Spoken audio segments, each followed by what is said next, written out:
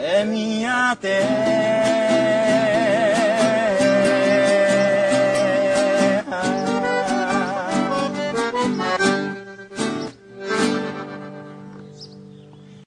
A Web 2.0, né, o que que ela é? Eu gosto muito da Dolores Haig, que ela é uma professora da Universidade da Catalunha, né, e ela chama a Web 2.0, na verdade, de web social, né? Ou seja, é a web da sociedade, é a gente que faz tudo aquilo que está acontecendo.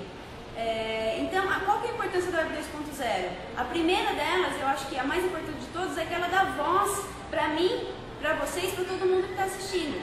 A gente pode publicar qualquer tipo de coisa, né? Os nossos trabalhos, as nossas ideias. Se você acha que você canta bem, você pode publicar um vídeo teu no YouTube, não tem problema fazer nada disso.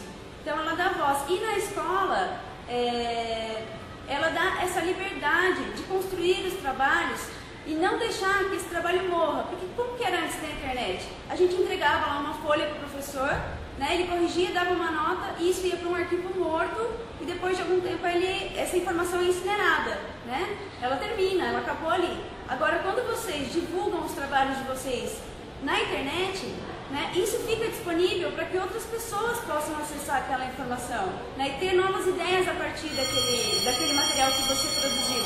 Então, se você tem o seu blog, se você tem o seu canal no YouTube, se você usa as redes sociais em nome da tua escola, isso tudo é muito importante, né?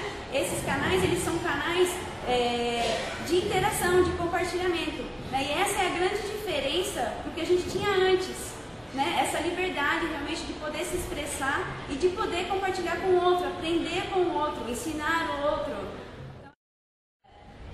O jogo, né, ele existe desde que a humanidade é a humanidade, né? Aí vieram os jogos eletrônicos digitais, ou os também chamados games, eu prefiro chamar de games, né? E esses games, a princípio, eles foram criados para fins comerciais, né? E eles são fantásticos, né? Eu tenho 30 anos, eu cresci jogando videogame e então a minha recomendação para os games na educação é a seguinte: use e abuse, porque ele tem sido considerado hoje uma verdadeira plataforma pedagógica, né? O jogo, não tem como você esperar. Então, por exemplo, se você precisa passar de fase, você tem que resolver aquele desafio, né? E para resolver aquele desafio, você tem que responder várias perguntas. E se você não sabe como fazer, você vai ter que parar, você vai ter que pesquisar, você vai ter que aprender com o erro. A sua capacidade de resposta, ela vai ficando cada vez mais rápida conforme você vai aprendendo a jogar aquele jogo, né? Então, na escola, eu acho assim que é fantástico o uso de games, e não só os chamados games educativos ou games educacionais, né? Por que não explorar algum game comercial também, né? Por exemplo, o Facebook, ele acaba de lançar lá o jogo da Carmen Sandiego, que foi uma febre durante muito tempo, e é um jogo fantástico para você aprender geografia e história de uma maneira super lúdica, né? Então, por que não usar esse tipo de coisa? Nós temos uma possibilidade imensa, enorme, de vários jogos online construídos com gráficos bons, que não são pesados, que se você tem algum problema de conexão, se a conexão é lenta, ele vai rodar lá, porque ele está em flash, né? Ele vai rodar no Linux ou vai rodar no Windows, independente da plataforma que você tem aí na tua escola.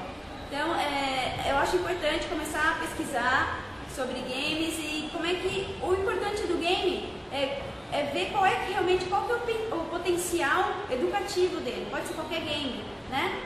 Há 2 semanas atrás, por exemplo, eu usei o Sonic e o Super Mario, né? Então, o que as minhas crianças aprenderam com isso? Depois a gente pergunta pra eles, né? Mas foi muito legal. A gente estudou mangá, por exemplo, e não ficamos só na revista. Eu consegui vários games e eles adoraram, foi muito legal, né? E tava todo mundo comentando, falando: olha, eu vi um anime e parecia, o game parecia com anime ou com a história. Então, é importante realmente variar, né? E usar todos esses recursos ao nosso favor, a favor da aprendizagem. Eu vou contar do projeto da reciclagem, por exemplo, né, que nós utilizamos vários recursos para fazer esse projeto.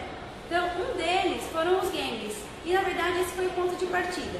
Então, os meus alunos aqui, eles são crianças de 4 a 10 anos, eles são pequenos, alguns não são nem alfabetizados, Então a gente começou com o game para entender o que era reciclagem. Muitos não tinham ideia do que era reciclagem. Então eles aprenderam através dos games, né? Depois que eles jogaram, a gente foi discutir o que é reciclagem, onde é que eu devo jogar o lixo, né? Como é que esse lixo vai ser recolhido, como é que ele vai ser reciclado depois lá na fábrica, como é que funciona todo esse processo.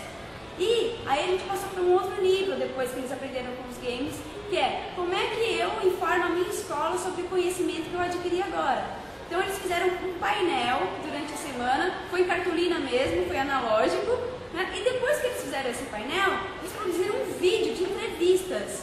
Então eles convidaram algumas pessoas da escola e fizeram uma entrevista perguntando como é que essas pessoas fazem a reciclagem na casa delas. Então foi um projeto muito legal, porque eles começaram a assumir o papel de personagens mesmo, né? Então quem é que vai ser o diretor do projeto? Quem é o câmera? Quem é o entrevistador? Quem é o Relações Públicas que vai procurar as pessoas? Como é que nós vamos convidar as pessoas? Tudo isso foi pensado e arquitetado, né? Com a minha ajuda, eu estava ali facilitando, mas foram eles que montaram o roteiro. Então, esse trabalho foi inclusive apresentado no Fórum da Cultura Digital ano passado, em novembro, e foi muito legal, foi uma experiência incrível. Professor, você que está entrando no mundo digital agora, tenha em mente que o seu aluno não é seu inimigo, ele é seu aliado, né? E ele é a primeira pessoa que você tem que consultar para aprender mais sobre isso, porque eles são especialistas, eles sabem tudo disso, eles são nativos digitais. Então essa é a minha primeira dica. A segunda dica é procurar outros professores que tenham blogs, que divulguem os seus trabalhos, pesquise o que as pessoas da sua área estão fazendo, né? Como é que eles estão desenvolvendo a matéria deles, utilizando os recursos da web. Em terceiro lugar, você também pode procurar comunidades de aprendizagem. Isso pode ser mesmo nas redes sociais, vá até o Twitter, digite lá uma palavra-chave, né, cultura digital, educação digital, que você vai encontrar um monte de gente que está discutindo sobre isso. Né? No Facebook tem vários grupos de professores da universidade, professores da escola, somente interessados no assunto, né, que estão discutindo essas questões. Como é que a gente incorpora, como é que a gente integra esses recursos na escola hoje? Né? Então, o primeiro passo realmente é a pesquisa.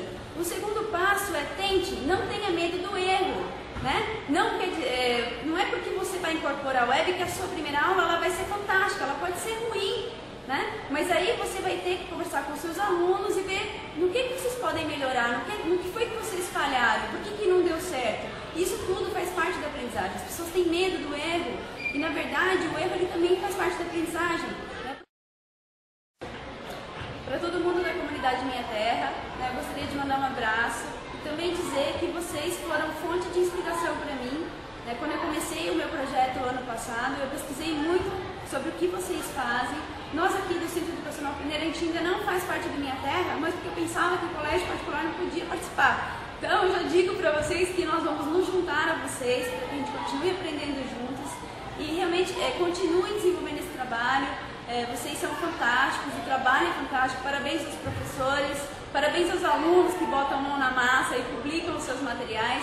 Realmente é muito interessante, é muito inspirador para quem está começando e para quem já está na estrada como eu, né, que tenho uma bagagem talvez um pouquinho maior, mas realmente a gente tem sempre que ter em mente que o aprendizado ele não é uma coisa pronta, que a gente tem que estar sempre correndo atrás, sempre mudando, sempre buscando conhecer mais, interagir mais e compartilhar mais. Um grande abraço para todo mundo. É minha terra.